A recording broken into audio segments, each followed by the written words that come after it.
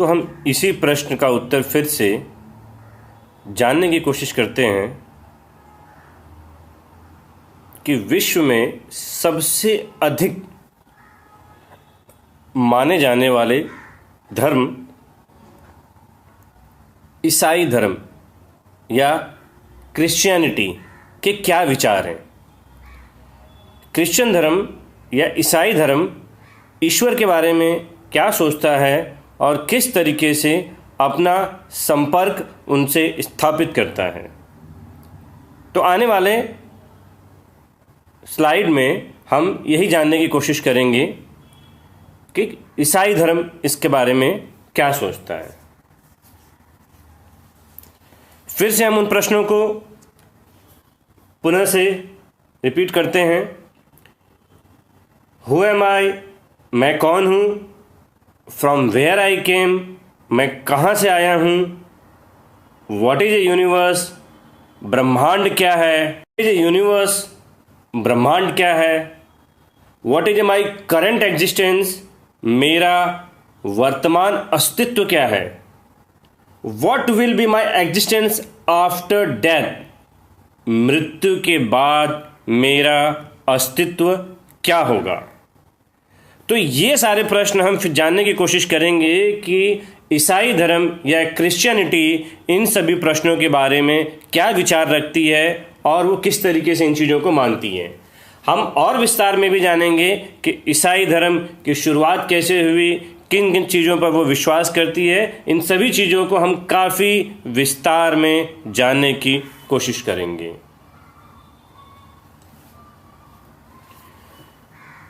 ईसाई धर्म एक अब्राहमिक, एक ईश्वरवाद धर्म है जो नाजरेत के ईसा के जीवन, शिक्षा व चमत्कार पर आधारित है।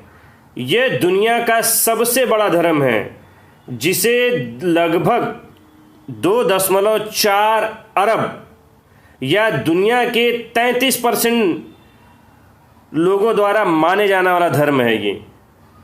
और साथ ही साथ ये अपनी मेजॉरिटी या बहुमत में लगभग 158 देशों में माना जाता है। तो क्रिश्चियन धर्म या ईसाई धर्म दुनिया में सबसे ज़्यादा माना जाने वाला धर्म है। सबसे ज़्यादा इसके विचारक आपको मिलेंगे। ईसा, जिनका जन्म लगभग 4 ईसा पूर्व में हुआ था और उनका काल लगभग 30 से 33 ईस्वी तक का माना जाता है। इन्हें जीसस ऑफ नाजरेत या जीसस क्राइस्ट या ईसा मसीह भी कहा जाता है। वे मानते हैं कि ओल्ड टेस्टामेंट यानी यहूदी धर्म में आने वाले जो मसीह हैं वही ईसा मसीह हैं और वो ईश्वर के पुत्र हैं तथा वे इंसानियत के रक्षक हैं।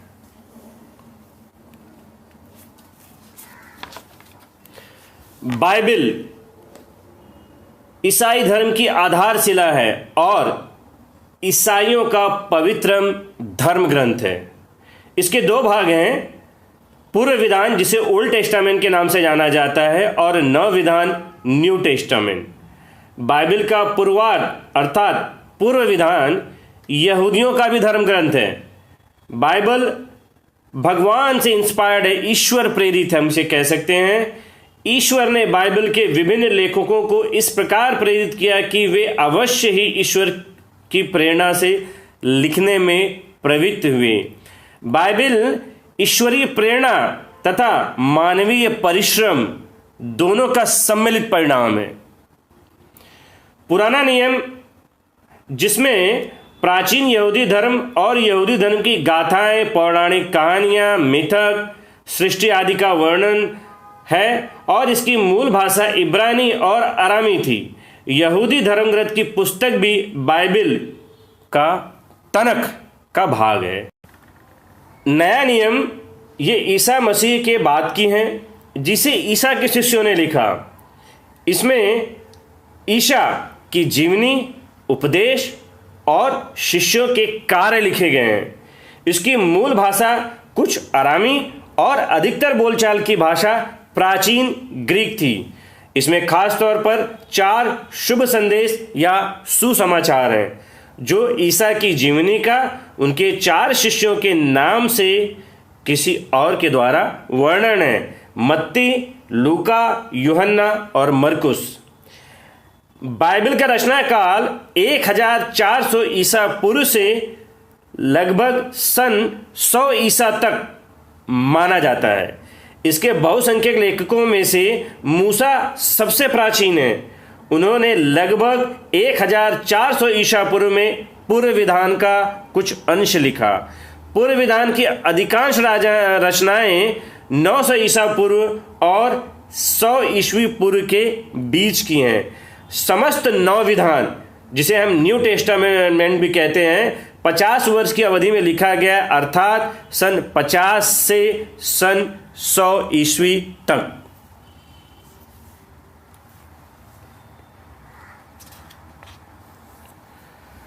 क्रिश्चियनिटी, ईसाई धर्म ट्राइनिटी के सिद्धांत पर विश्वास करता है, जिसे त्रित्व भी कहा जाता है। त्रित्व ईसाई धर्म का केंद्रीय धर्म सिद्धांत ईश्वर के स्वरूप से संबंधित है, जिसे ट्राइनिटी अर्थात त्रित्व भी कहते हैं। त्रित्व का अर्थ है एक ही ईश्वर में 3 व्यक्ति हैं, पिता, पुत्र तथा पवित्र आत्मा, the father, the son and the holy spirit. ये तीनों समान रूप से अनादि, अनंत और सर्वशक्तिमान है, क्योंकि तर्क के बल पर मानव बुद्धि केवल एक सर्वशक्तिमान सृष्टिकर्ता ईश्वर के अस्तित्व तक पहुंच सकती है। वस्तुतः त्रित्व के धर्म सिद्धांत पर इसलिए विश्वास किया जाता है कि उसकी शिक्षा ईसा ने दी है। ईसा या यीशु मसीह या जीसस क्राइस्ट ईसाई धर्म के प्रवर्तक हैं। ईसाई लोग परम पिता परमेश्वर का पुत्र और ईसाई त्रिएक परमेश्वर का तृतीय सदस्य मानते हैं।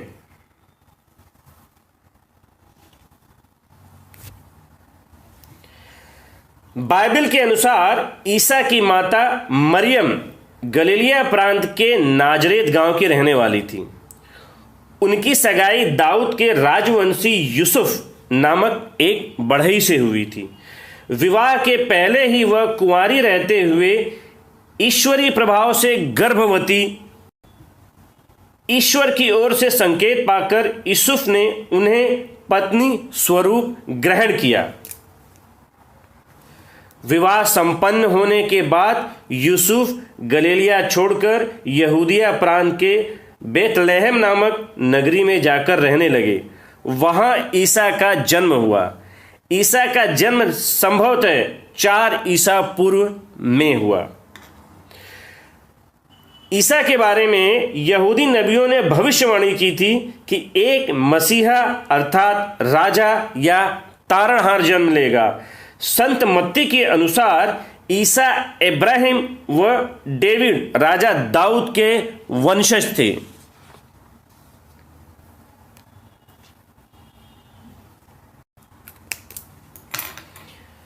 तीस वर्ष की उम्र में ईसा ने यूहन्ना जॉन से पानी में डुबकी लेकर दीक्षा ली। यूहन्ना से दीक्षा लेने के बाद ईसा पर पवित्र आत्मा आया। 40 दिन के उपवास के बाद ईसा लोगों को शिक्षा देने लगे। ईसा मसीह स्वयं परमेश्वर थे, जो पतन हुए पापी सभी मनुष्यों को पाप और मृत्यु से बचाने के लिए जगत में देह धारण होकर आए थे। परमेश्वर जो आत्मा है एक देह में प्रकट हुए ताकि पापी मनुष्यों को नहीं परंतु मनुष्यों के अंदर पापों को खत्म करें।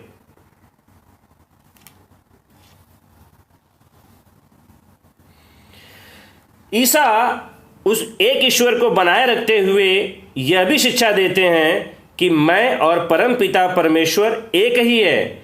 इसके अतिरिक्त वह अपने शिष्यों से कहते हैं कि मैं पवित्र आत्मा को भेज दूंगा जो अव्यक्त रूप से तुम लोगों के साथ रहेगा। उस पवित्र आत्मा को भी वह ईश्वरीय गुणों से समन्वित मानते हैं। इस प्रकार ईसा ने स्पष्ट रूप से बताया है, एक ही परमेश्वर में पिता, पुत्र और पवित्र आत्मा विद्यमान है। बाद में त्रिएक ईश्वर की इस विशेषता को ट्राइनिटी या त्रित्व का नाम दिया गया है।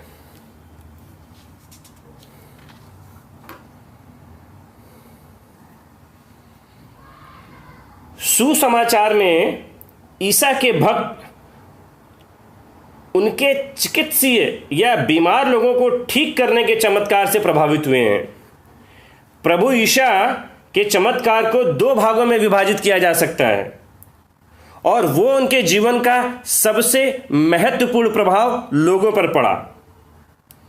उनके चमत्कार, जिसमें से पहला जो था वो प्राकृतिक चमत्कार था और दूसरा जो है वो चिकित्सीय चमत्कार।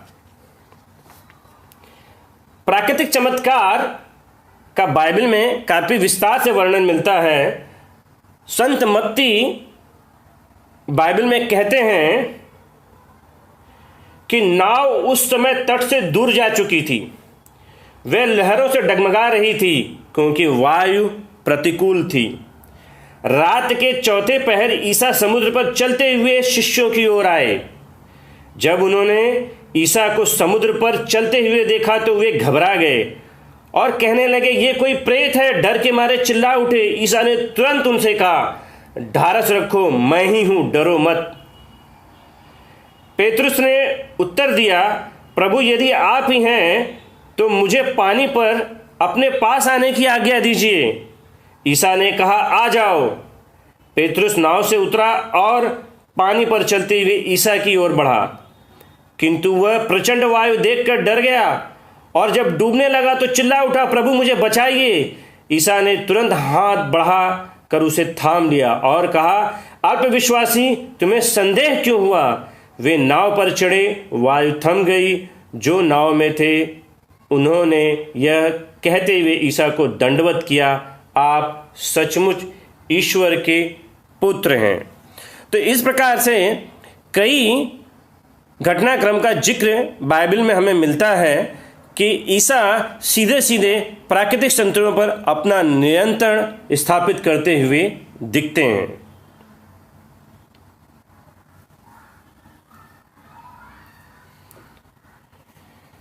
ईसा की दूसरी विशेषता जिसने सबसे ज्यादा प्रभाव लोगों पर डाला और वो थी कि ईसा अपने स्पर्श से लंगड़े, कोढ़ी व बीमार लोगों को ठीक कर देते थे।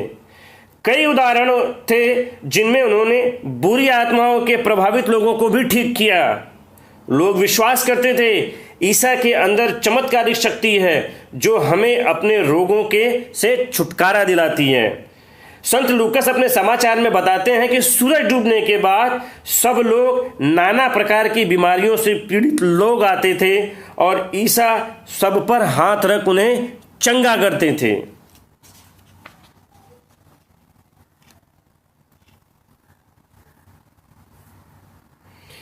ईसा ने अपने 12 शिष्यों को अपने पास बुलाकर उन्हें अशुद्ध आत्माओं को निकालने तथा हर तरह की बीमारी और दुर्बलता को दूर करने का अधिकार प्रदान किया। उनके जो 12 शिष्य हैं, जिन्हें हम 12 प्रेरितों के नाम से जाना जाता है या 12 अपोस्टोल। 12 प्रेरितों के नाम इस प्रकार हैं, जिसमें से पहला सिमोन जो पेतरुस कहलाता है और उसका भाई अंद्रयास, जेबेदी का पुत्र याकूब और उसका भाई योहन, फिलिप और बर्थोलोमी, थॉमस और नाकेदार मत्ती, अल्फाई का पुत्र याकूब और यद्देयुस, सिमोन कनानी और यूदस इस्कारियोती जिसने ईसा को पकड़वाया था। तो ये ईसा ने इन 12 शिष्यों को यह अनुदेश दे भेजा कि वे ईसा के संदेश का दुनिया में प्रचार करें और इन सभी लोगों को 12 एपोस्टल के नाम से बाइबल में बताया गया है। ईसा मसीह यीशु एक यहूदी थे। बाद में ईसा ने इजराइल में यहूदियों के बीच प्रेम का संदेश सुनाया और कहा कि वो ही ईश्वर के पुत्र हैं। इन बातों पर पुराणपंथी यहूदी धर्मगुरु भड़क उठे और उनके कहने पर इजराइल के रोमन राज्यपाल ने ईसा को गिरफ्तार करने का आदेश दिया।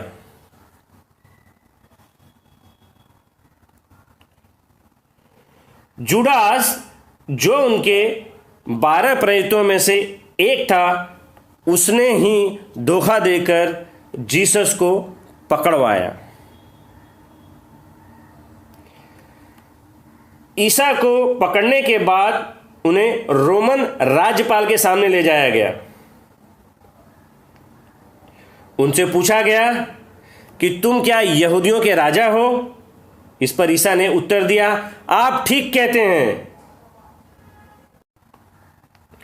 इसका यहूदी धर्म के लोगों ने कड़ा विरोध किया और उन पर लोगों को भड़काने का आरोप लगा।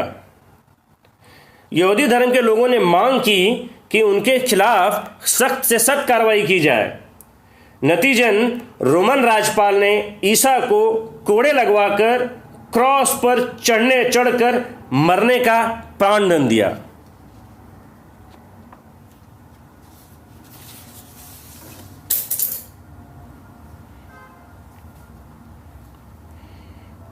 इसके बाद राज्यपाल के सैनिकों ने ईसा को भवन के अंदर ले जाकर उनकी सारी पलटन एकत्र कर ली। उन्हें उनके कपड़े उतारकर लाल चोंगा पहनाया गया, कांटों का मुकुट गूंथकर उनके सिर पर रखा गया और उनके दाहिने हाथ में सरकंडा थमा दिया गया। तब उनके सामने घुटने टेक कर कहा और उपहास किया, यहूदियों के राजा को प्रणाम। वे उन पर थूकते और सरकंडा छीनकर उनके सर पर मारते थे। इस प्रकार उनका उपहास करने के बाद चोंगा उतारकर उन्हें निजी कपड़े पहनाकर क्रूस पर चढ़ाने ले चले। बड़े भावुक शब्दों में संत मत्ती ने विस्तार से इस घटना का जिक्र अपने पहले सुसमाचार में किया है।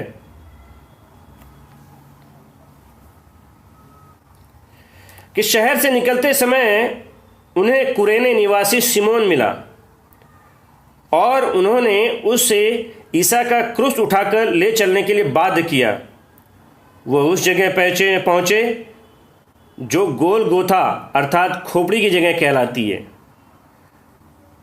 वहां लोगों ने ईसा को पित्त मिली हुई अंगूरी पीने को दी, मगर ईसा ने चख लिया, मगर उसे पीना अस्वीकार कर दिया।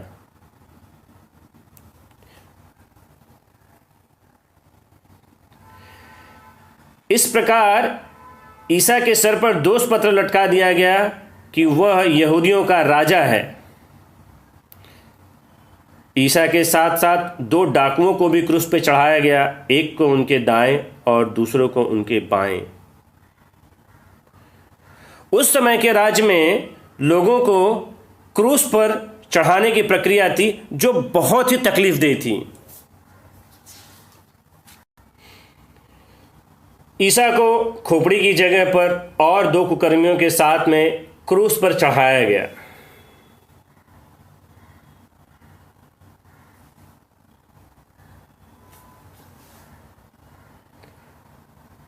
इस दौरान ईसा ने कहा, पिता इन्हें क्षमा कर, क्योंकि ये नहीं जानते कि ये क्या कर रहे हैं। ईसा के महान वाक्य ये बने। ईसा के सूली पर एक दोष पत्र भी लिखवाया गया, ईसा नाजरी यहूदियों का राजा, जिसे ईसाई लोग यहूदियों के आने वाले मसीह के रूप में पुष्टि करते हैं।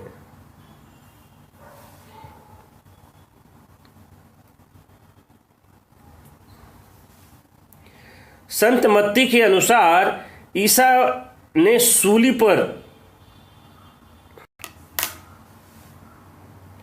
संत मत्ती के अनुसार ईसा को सूली पर चढ़ाने के बाद उन्होंने कहा, मेरे भगवान, आपने मुझे क्यों छोड़ दिया है? ईसा ने ऊंचे स्वर में पुकार कर कहा, पिता, मैं अपनी आत्मा को तुम्हारे हाथों में सौंपता हूं। और यह कहकर ईसा ने अपने प्राण त्याग दिए। मंदिर का पर्दा बीच से फटकर 2 टुकड़े हो गया।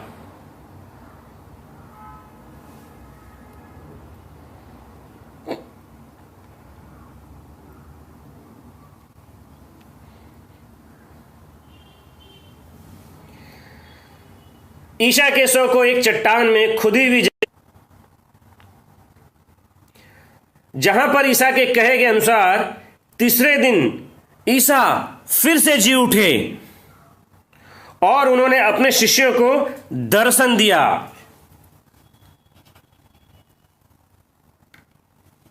और उन्होंने अपने शिष्यों को कहा, मैं तुम्हारे साथ रहते समय तुम लोगों से कहा था कि जो कुछ मूसा की संहिता में और नबियों में तथा भजनों में मेरे विषय में लिखा गया है वह सब पूरा होना आवश्यक है।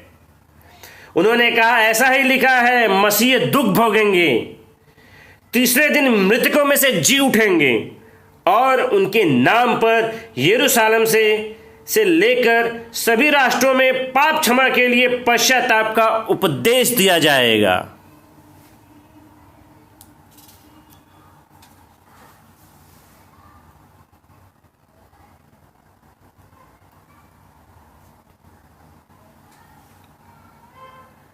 मेरे पिता ने जिस वरदान की प्रतिज्ञा की है उसे मैं तुम्हारे पास भेजूंगा, इसलिए तुम लोग शहर में तब तक बने रहो जब तक ऊपर की शक्ति से संपन्न ना हो जाओ।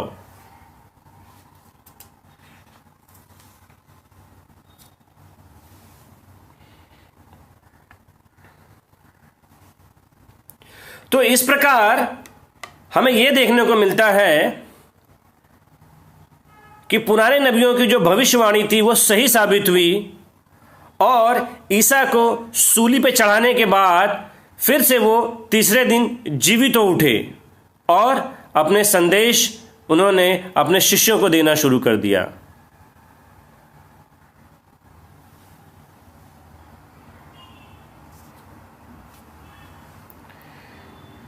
इसके बाद ईसा उन्हें बेथानिया तक ले गए और उन्होंने अपने हाथ उठाकर उन्हें आशीष दिया। 40 दिनों के बाद आशीष देते देते वह उनकी आंखों से ओझल हो गए और स्वर्ग में उठा लिए गए, या वहां से वो धरती से सीधे सीधे स्वर्ग चले गए। इस प्रकार ईसा मसीह स्वर्ग चले गए और उनके शिष्यों ने पूरी दुनिया में ईसा के संदेश का प्रचार किया।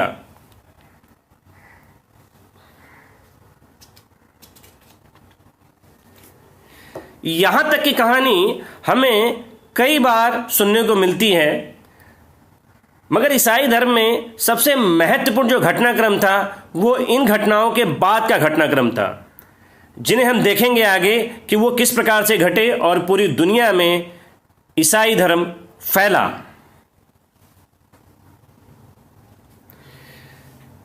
ईसा के बाद उनके 4 सुसमाचार के लेखक जो थे उन्होंने काफी विस्तार से इनकी घटनाओं का जिक्र किया है और उनके संदेशों का संकलन बाइबल में किया गया है।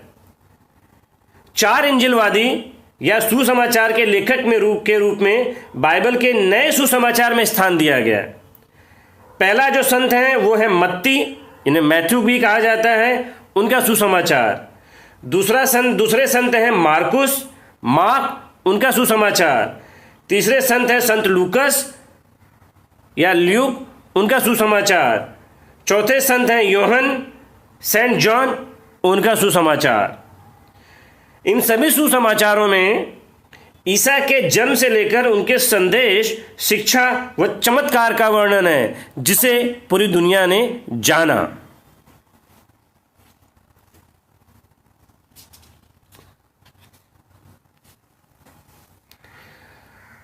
मैथ्यू द एपोस्टोल, मत्ती प्रेरित।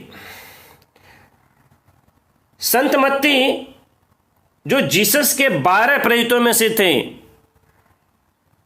और वे 4 समाचारों के लेखक भी हैं।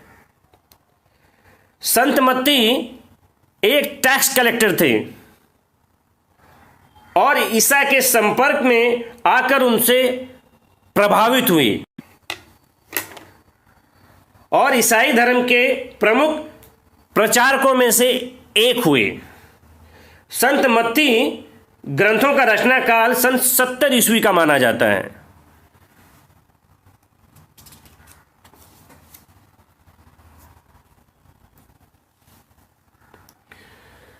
दूसरा सुसमाचार जो संत मार्कुस या सेंट मार्क द्वारा लिखा गया है, जो पीटर के फॉलोअर थे, जिन्होंने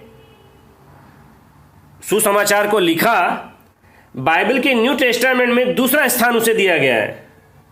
संत मार्कुस प्रारंभिक चर्च ऑफ अलेक्जेंड्रिया की नींव रखी थी, जिसने आगे चलकर ईसाई धर्म के प्रचार में महत्वपूर्ण योगदान किया। संत मार्कुस के ग्रंथ का रचना काल सन 65 के आसपास का माना जाता है और ये सबसे पहला सुसमाचार था।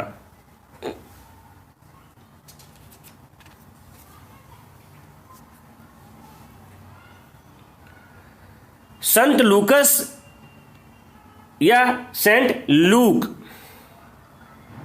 संत लूकस पेशे से डॉक्टर थे और उन्हें सेंट पॉल का सबसे करीबी माना जाता है। इन्होंने कई ढेर सारी किताबें लिखी।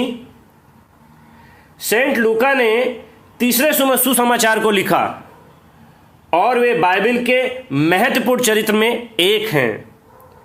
संत लूकस के ग्रंथों का रचना काल सन 70 के आसपास का माना जाता है।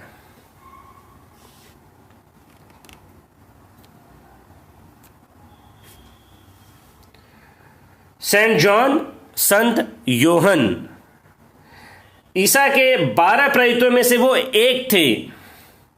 वे सबसे युवा थे। संत योहन 4 सुसमाचारों में एक ग्रंथ के लेखक हैं।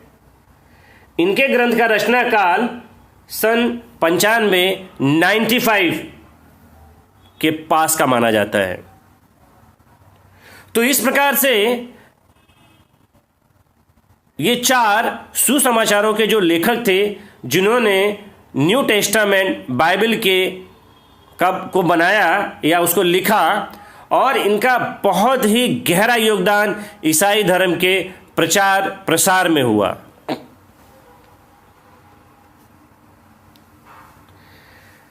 Saint Paul. सेंट पॉल को प्रेरित या एपोस्टोल से भी संबोधित किया जाता है। हालांकि वो 12 एपोस्टोल या प्रेरित में से एक नहीं थे। सेंट पॉल को ईसाई धर्म के प्रचार में एक सबसे महत्वपूर्ण स्तंभ माना जाता है। उन्होंने प्रारंभिक कई चर्चों की स्थापना की। एशिया या यूरोप में उन्होंने प्रारंभिक चर्चों की स्थापना की। उनके कई पत्रों का जिक्र मिलता है, जिनका रचना काल सन 51 से लेकर सन 67 तक का माना जाता है। सेंट पॉल के अथक प्रयासों का नतीजा था कि ईसाई धर्म रोम में फैला और वहीं पर उसने अपना विकसित रूप लिया और पूरे विश्व में फैला। तो सबसे बड़ी बात है कि ईसाई धर्म के प्रसार में सबसे बड़ा योगदान अगर माना जाता है तो वो सेंट पॉल थे। ईसाई धर्म भी रचना या क्रिएशन के सिद्धांत को मानता है। यहूदी धर्म और बाइबल के ओल्ड टेस्टामेंट के अनुसार ईश्वर ने 7 दिनों में सृष्टि की रचना की। पहले दिन धरती, समय व प्रकाश, दूसरे दिन वातावरण, तीसरे दिन धरती और पौधे, चौथे दिन सूर्य, चांद व तारे, पांचवें दिन समुद्र व उड़ने वाले पक्षी, छठे दिन धरती के जानवर व मानव की रचना की गई। ईश्वर ने मनुष्य को मिट्टी से गढ़ा और उसमें प्राणवायु फूंक दी तथा स्त्री को उसकी 12वीं पसली से बनाया। तो इस प्रकार से ईसाई धर्म ईश्वर के रचना के सिद्धांत पर विश्वास करता है। वो मानता है कि पूरे ब्रह्मांड का क्रिएशन ईश्वर ने किया है। सभी मनुष्य एडम या आदम जो प्रथम मानव व प्रथम नारी इवा या हवा के वंशज हैं। इन्हीं के वंशजों में अब्राहिम, मूसा व ईसा आदि मसीहों ने जन्म लिया।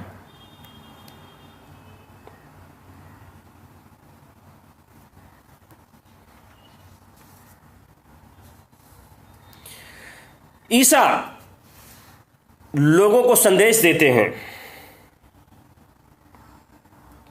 उनके संदेश को थोड़ा सा हमें और गहराई से जानना होगा कि जिनका प्रचार प्रसार पूरे विश्व में हुआ।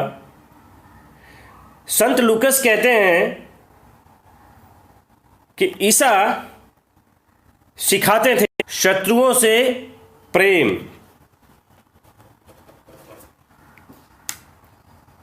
वो कहते हैं, ईसा कहते हैं, मैं तुम लोगों से जो मेरी बात सुनते हो कहता हूं, अपने शत्रुओं से प्रेम करो।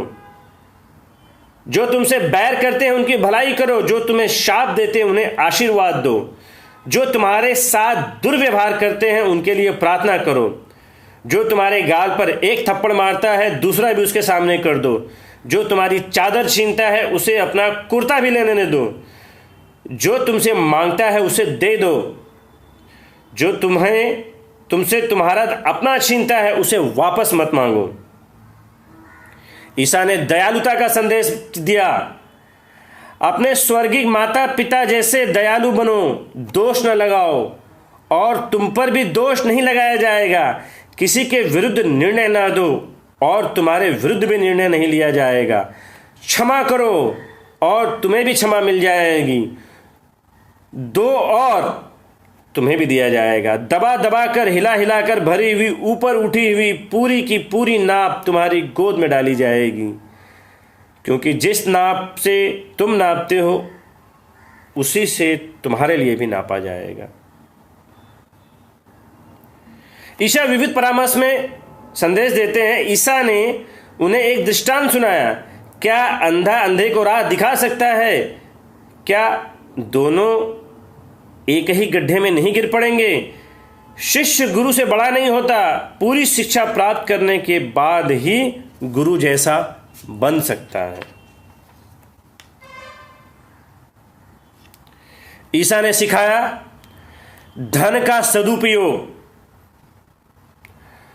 और मैं तुम लोगों से कहता हूं, झूठे धन से अपने लिए मित्र बना लो, जिससे उसके समाप्त हो जाने पर वे परलोक में तुम्हारा स्वागत करें।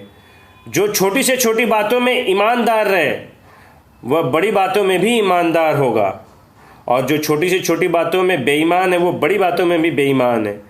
यदि तुम झूठे धन में ईमानदार नहीं ठहरे तो तुम्हें सच्चा धन कौन सौंपेगा? और यदि तुम पराये धन में ईमानदार नहीं ठहरे तो तुम्हें अपना धन कौन देगा? कोई भी सेवक दो स्वामियों की सेवा नहीं कर सकता, क्योंकि वह या तो एक से बैर और दूसरे से प्रेम करेगा, या एक का आदर और दूसरे का तिरस्कार करेगा। तुम ईश्वर और धन दोनों की सेवा एक साथ नहीं कर सकते हो। तो इस प्रकार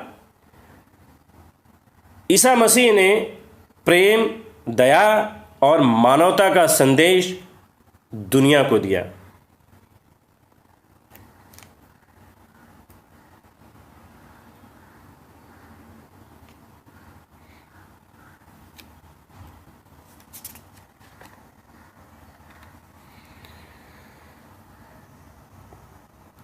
बाइबल के प्रेरित चरित्र में एक पेतृत्व का भाषण बड़ा ही महत्वपूर्ण है, जो मृत्यु के बाद के जीवन के बारे में कहता है।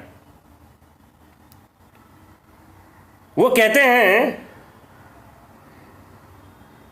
मैं अंतिम दिनों में सब शरीरधारियों पर अपनी आत्मा उतारूंगा। तुम्हारे पुत्र और पुत्रियों भविष्यवाणी करेंगे, तुम्हारे नवयुवकों को दिव्य दर्शन होंगे और तुम्हारे बड़े बूढ़े स्वप्न देखेंगे। मैं उन दिनों अपने दास दासियों पर अपनी आत्मा उतारूंगा और वे भविष्यवाणी करेंगे। मैं ऊपर आकाश में चमत्कार दिखाऊंगा और नीचे पृथ्वी पर चिन्ह प्रकट करूंगा, अर्थात रक्त, अग्नि और उड़ता हुआ धुआं। प्रभु के महान तथा प्रकाशमान दिन के आगमन से पहले सूर्य अंधकारमय और चंद्रमा रक्तमय हो जाएगा। ईसाई लोग न्याय के दिन पर विश्वास करते हैं। वो मानते हैं कि भविष्य में न्याय का दिन आने वाला है। उस न्याय के दिन में या जजमेंट के डे में या फाइनल डे में सभी मृतक अपनी कब्र में शरीर पुनः जीवित उठेंगे और वो एक एक कर ऊपर उठाए जाएंगे। सभी लोगों को अपने पाप व पुण्य के कर्म सुनाए जाएंगे। ईसा परमेश्वर पुत्र ईश्वर के दाहिने बैठकर सबका न्याय करेंगे। सभी कुकर्मियों को उनके कर्मानुसार नरक भेजा जाएगा। सभी ईसा के ऊपर विश्वास व उनके संदेशों को मानने वालों को स्वर्ग भेजा जाएगा, जहां पर वे अनंत में अपने जीवन का आनंद लेंगे। तो ये एक हमने देखा ईसाई धर्म, क्रिश्चियनिटी किस तरीके से अपना वजूद मानता है, ईश्वर का वजूद कैसे मानता है, कुदरत को कैसे मानता है, मरने के बाद उसका क्या अस्तित्व होगा, उस चीज को मानता है। तो ये था भाग तीसरा, Christianity, religion, universe, God and we. ईसाई धर्म, ब्रह्मांड, भगवान और हम। तो इसको जानने की हमने कोशिश की भाग तीसरे में। ब्रह्मांड, ईश्वर और हमारे बारे में सभी धर्मों की क्या राय है और वो क्या सोचते हैं। भाग 1 में हिंदू धर्म के बारे में बताया गया है कि हिंदू धर्म भगवान, ब्रह्मांड और अपने बारे में क्या सोचता है। इसे आप जरूर देखें। Part 1 Hindu religion, universe, God and we. दूसरे भाग में यहूदी धर्म, Judaism religion, universe, God and we, उसके बारे में बताया गया है। ये जो हमने देखा पार्ट तीसरा था, क्रिश्चियनिटी रिलीजन, ईसाई धर्म, यूनिवर्स, गॉड एंड वी, जिसमें क्रिश्चियन धर्म के बारे में बताया गया है। इसके बाद में पार्ट चौथा है इसका, जिसे इस्लाम रिलीजन में यूनिवर्स, गॉड और वी, जिसमें यह बताने की कोशिश की गई है कि वो ब्रह्मांड, भगवान और अपने बारे में क्या सोचता है। पार्ट 5वें में बुद्धिज्म रिलीजन, यूनिवर्स और गॉड और अपने बारे में क्या सोचता है, उसके बारे में विस्तार से बताया गया है। और आखिरी हिस्से में विज्ञान, यूनिवर्स, गॉड एंड वी के बारे में क्या सोचता है। मैं आपसे अनुरोध करूंगा कि इस गुणतम सवाल को जानने के लिए सभी धर्मों के विचार को आप गहराई से जानें, समझें, तभी सही तरीके से आप अपने आप को, ईश्वर को, व इस ब्रह्मांड को जान पाएंगे। आपको अगर ये जानकारी रोचक लगी है तो मैं आपसे अनुरोध करूंगा कि आप इस चैनल को अभी तुरंत सब्सक्राइब करें, उसके बाद में उसे लाइक करें, अपने कमेंट्स लिखें जो आप इसके बारे में कहना चाहते हैं। आपके लिए ऐसी ही वीडियो हम बनाते रहेंगे। धन्यवाद।